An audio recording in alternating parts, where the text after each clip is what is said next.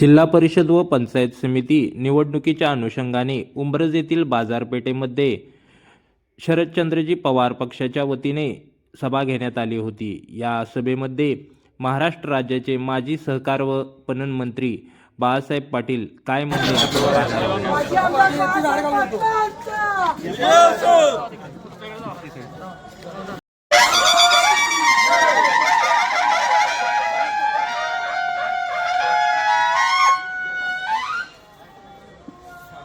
सर्व ठिकाणी प्रचार हा अंतिम टप्प्यामध्ये आलेला आहे।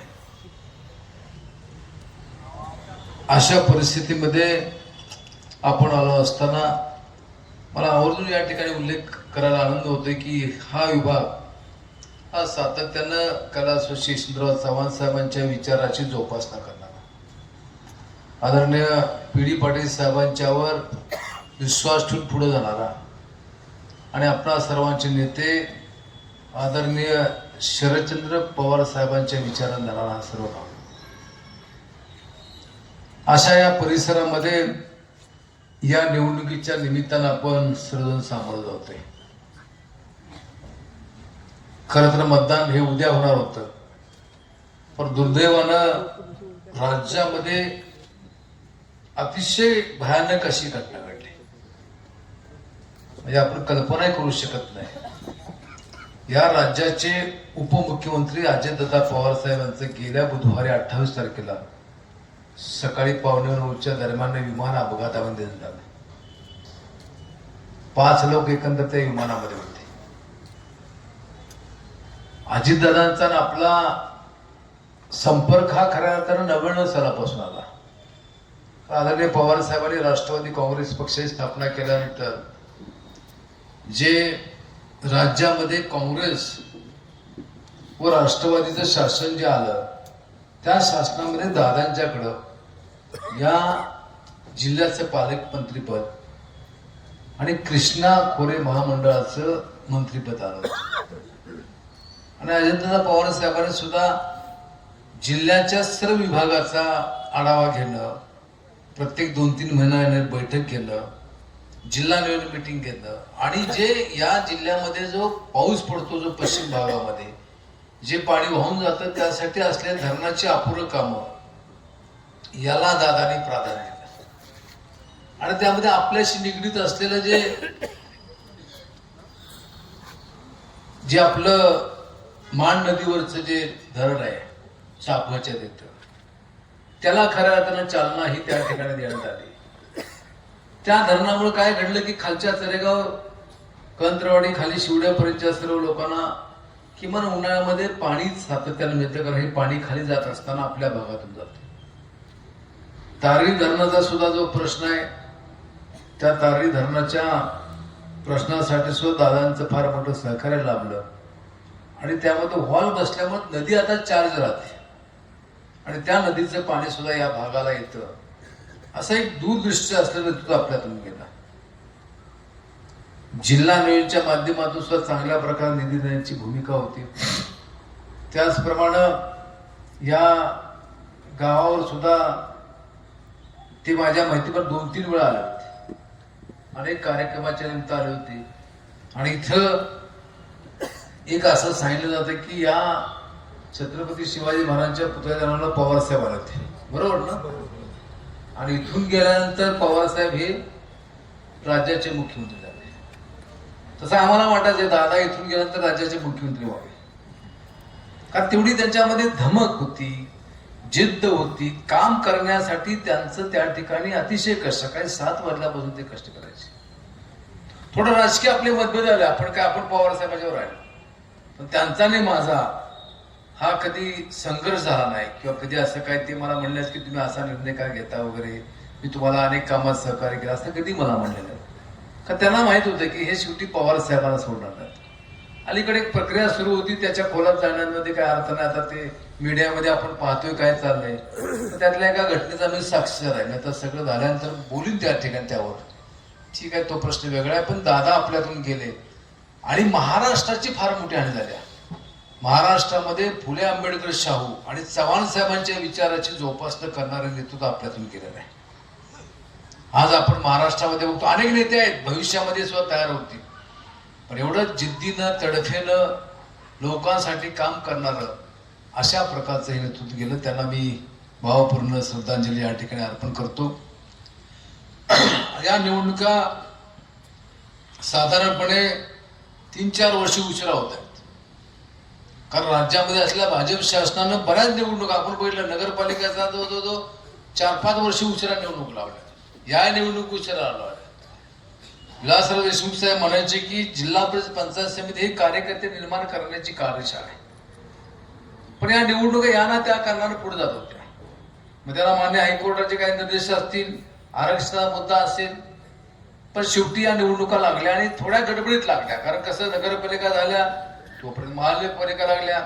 असं अपेक्षित होतं की महापालिकेची निवडणूक झाल्यानंतर साधारणपणे एक 10-12 दिवसाचा आपला अवधी मिळेल आणि त्यानंतर निवडणुका लागतील, पण लगेच लागल्या आणि त्यामुळे सगळ्यांची त्या ठिकाणी गडबड ही उडली.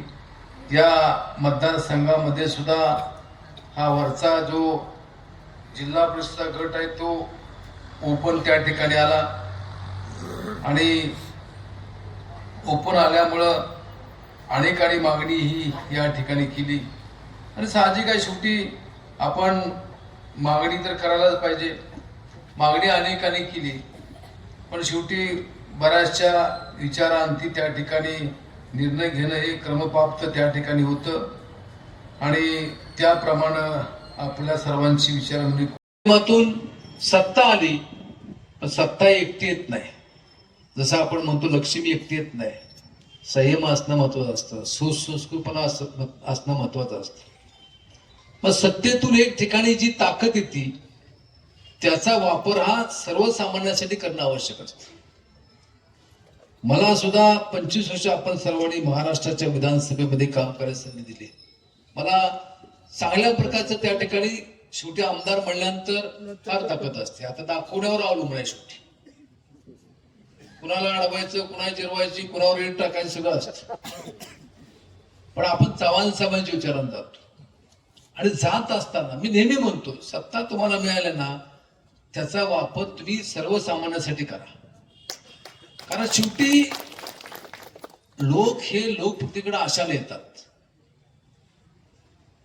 माझे अनेक आमदार सहकार्याने मी सांगायचो, बऱ्याच गप्पा मारताना शेवटी त्यांना मी काय सांगायचो, एक तर आमदार असे होते प्रचंड श्रीमंत होते, ते काय म्हणायचे की काय आता म्हणले आमदार किती 1-1.5 कोटीचा आमदार निधी काय त्याच्यात आहे, काय मी एवढी कामं करतो तेवढी कामं करतो.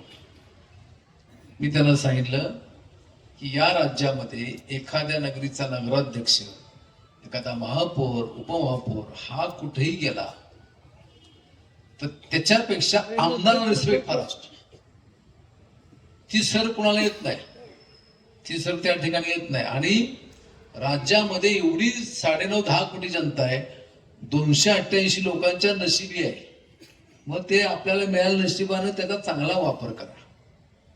आज काय परिस्थिती चालल्या या राज्यामध्ये आपण बघतोय की विशेषतः भाजपची जी सत्ता आलेली आहे, भाजपची मंडळी आहेत, ही सत्तांध झाले आहेत. काही बोलतात, काही त्या ठिकाणी करतात, नियम कुठले पाळत नाही काही त्या ठिकाणी. आणि प्रशासन सुद्धा काय लपतं काय मला ते काय कळत नाही. बघा, जो अधिकारी काम करतो त्याचं काय त्याला सस्पेंड करू शकत नाही, पगार चालू असतो, काय बदली होईल जास्त. आता काही ठिकाणी सभा चालल्या होत्या, 10च्या पुढे सभा, कोण बोलत नाही काय नाही. कायदा काय सांगतो 10च्या पुढे माईक बंद झाला पाहिजे. पण हे राज्याच्या दृष्टीने हिताचं नाही. प्रशासनानं सुद्धा सांगितलं पाहिजे की अशा प्रकारे आपल्याला करता येणार नाही. पण हे भाजपच्या काळामध्ये मोठ्या प्रमाणात या ठिकाणी सुरू आहे आणि हे सगळं थांबवण्याच्या दृष्टीने या विधानसभा आणि पंचायत निवडणुका अतिशय महत्वाच्या आहेत. त्यासाठी आपण सर्वांनी सहकार्य करावं. इथं या गावाचे, या भागाचे अनेक प्रश्न सोडवण्यामध्ये आपण पुढाकार घेतला. माझ्या आमदार निधीमधून 25 वर्षामध्ये अनेक कामं केली. अनेक म्हणजे तुम्ही जे जे काम दिसेल ते बाळासाहेब पाटलांनी केले. बाळासाहेब पाटलांनी केलं, तुम्ही ताकद दिल्याहून केलं. आज परिस्थिती अशी, राज्याची परिस्थिती अडचणीमध्ये आहे असं दिसतंय एकंदर. आणि वल्गना फार होतात, आम्ही हे केलं, आम्ही ते केलं, अशा प्रकारचं होतं. पण आमच्या स्वभावात नाही क्रॉस करायचं. क्रॉस करायचं म्हणलं ना तर प्रत्येक पॉइंटला मी उत्तर तयार ठेवलंय. ही वेळ नाही बोलायची. मी सांगेन त्या ठिकाणी काय काय ते, पण निव्वळ भडक त्या ठिकाणी काहीतरी बोलायचं, आम्ही एवढा निधी आणला, आम्ही एवढं केलं. आणि त्याच्याविषयी वाईट काय माहिती का, कायदा काय सांगतो, नगरपालिकेचा निधी नगरपालिका मिळतो, ग्रामपंचायत निधी ग्रामपंचायतला मिळतो, पंचायत समितीचा निधी आहे ना तो पंचायत समिती सदस्य, जिल्हा परिषद सदस्य जो आहे कायद्याप्रमाणे तो मिळतो.